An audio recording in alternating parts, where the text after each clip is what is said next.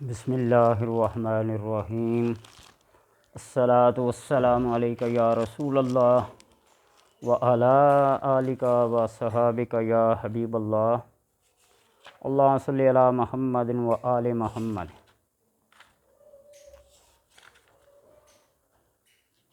سامعین و ناظرین،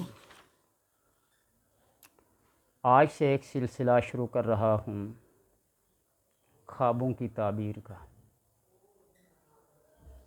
عملیات و وظائف، قرآنی صورتوں کے خواص، اسماء حسنی، دیگر تاریخی واقعات اور بے شمار چیزوں کے ساتھ ساتھ آپ کی معلومات کے لیے یہ سب کچھ بیان کیا جا رہا ہے۔ آپ کی معلومات سے مراد میں یہ نہیں سمجھتا کہ آپ ان چیزوں سے انجان ہیں، بلکہ معلومات سے مراد یہ ہے کہ میری بات جب آپ تک پہنچے اور آپ اس کو سنیں اور پھر کمنٹس کریں کہ واقعی جو بات بیان کی جا رہی ہے اس میں میری طرف سے بیان کردہ حقائق کتنی حقیقت پہ مبنی ہیں اور آپ لوگوں کی آراء اس میں کیا ہیں۔ اس طرح ہم دونوں کی معلومات میں اضافہ ہوگا۔ تعبیر خواب، یہ لفظ خواب، اس کی تعبیر کس سے پوچھنی چاہیے؟ کن لوگوں کو صحیح سچے خواب آتے ہیں اور کن کن اوقات میں آتے ہیں، ان کی حقانیت، ان کی سچائی کیا کیا ہے۔ آپ صلی اللہ علیہ وسلم نے فرمایا کہ لم یبق من النبوۃ الا المبشرات، قالوا وما المبشرات، قال الرؤیا الصالحہ۔ آپ صلی اللہ علیہ وسلم نے فرمایا کہ بشارتوں کے سوا نبوت کی کوئی چیز باقی نہیں رہی۔ صحابہ نے دریافت کیا کہ بشارتوں سے کیا مراد ہے، تو آپ نے فرمایا کہ سچا خواب۔ ثابت یہ ہوا کہ اب خواب کے سوا اہل ایمان کے پاس کوئی چیز باقی نہیں جس سے مستقبل کے، فیوچر کے حالات اور واقعات منکشف ہو سکیں۔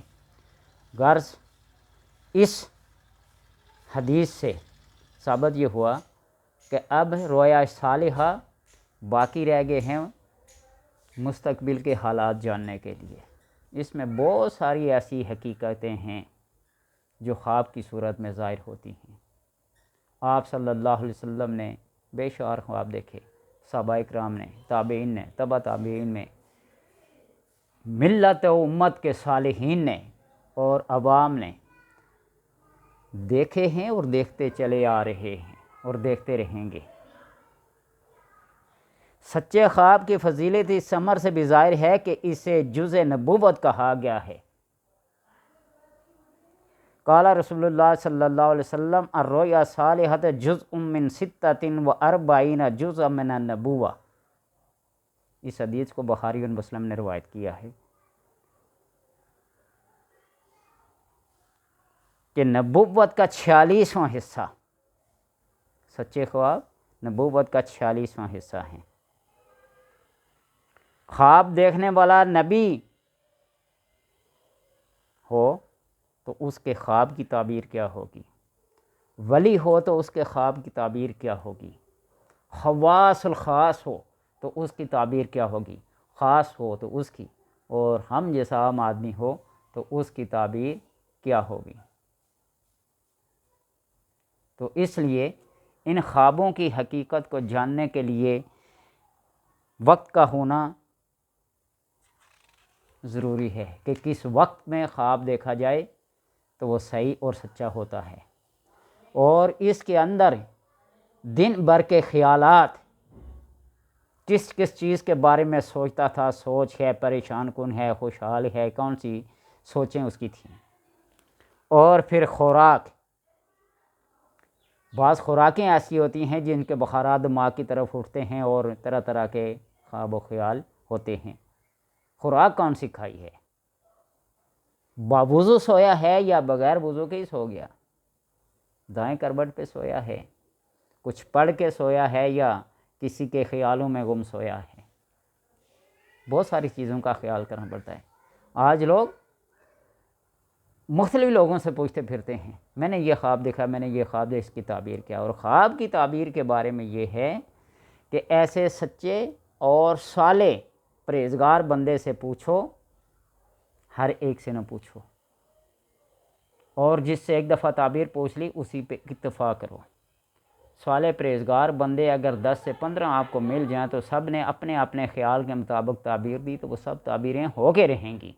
بہت سارے ایسے واقعات، اور میرے سامنے یہ کتاب ہے تعبیر الرؤیا ابن سیرین رحمۃ اللہ تعالیٰ کی، جس کے اندر بہت سارے خوابوں کو بیان کیا گیا ہے۔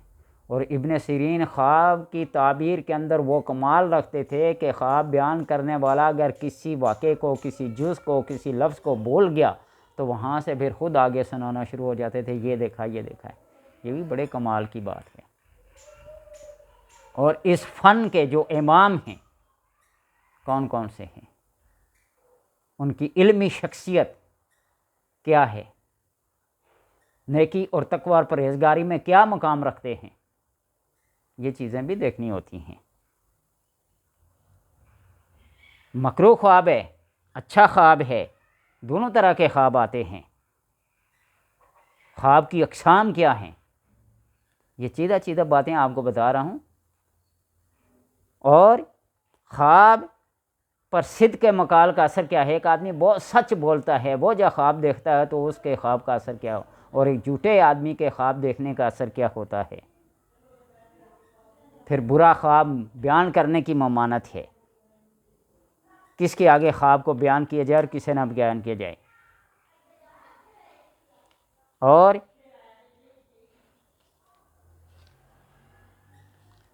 خواب کے اندر جو جھوٹ کا سہارا لیتا ہے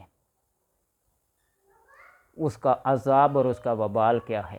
بندے نے خواب نہ دیکھا ہو، بیان کر دے میں نے یہ خواب دیکھا ہے، کون سی مصیبتیں اور کون سی آفات نازل ہوتی ہیں۔ اس لیے خواب کو دیکھنے والا اور خواب سے اس کی تعبیر لینے والا، دونوں کا اچھے نیت اور اخلاص کا ہونا ضروری ہے۔ اس علم کی ابتدا کب سے ہوئی؟ تعبیر کے علم کی۔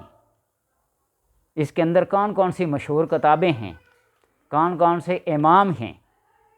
خواب بیان کرنے والا اگر خواب بھول جائے، اسے خواب دیکھ کر یاد نہ رہے تو وہ کیا کرے، اس کا طریقہ کار کیا ہے۔ اور خواب کی تعبیر بیان کرنے کے لیے کون کون سے علوم کا ہونا ضروری ہے۔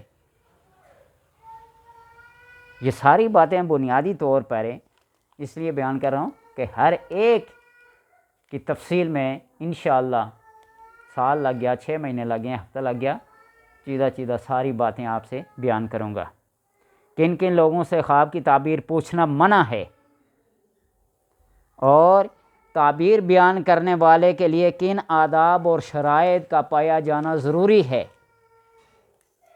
وہ کسی کا راز رکھ سکتا بھی ہے یا نہیں۔ علم الاعداد کے لحاظ سے، علم حدیث کے لحاظ سے، علم القرآن کے لحاظ سے وہ کن علوم میں مہارت رکھتا ہے، اور شیطان خواب میں کون کون سی صورت بن کر آ سکتا ہے۔ یہ بہت ساری ایسی باتیں ہیں جو گوشزار کرنی ہیں۔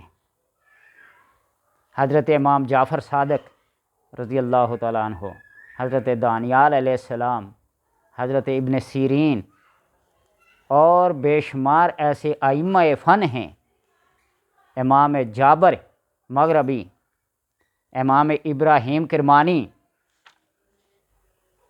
بہت سارے لوگ، ان سب کی تفصیل آپ سے بیان کروں گا۔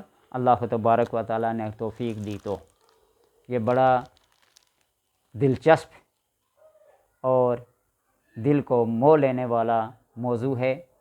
اللہ تبارک و تعالیٰ اس فن کے اندر اگر تھوڑی سی بھی قابلیت تھوڑا سا بھی نقطہ دے دے، ایک ذرا سی جز بھی دے دے، تو انسان پھر بہت آگے جا سکتا ہے۔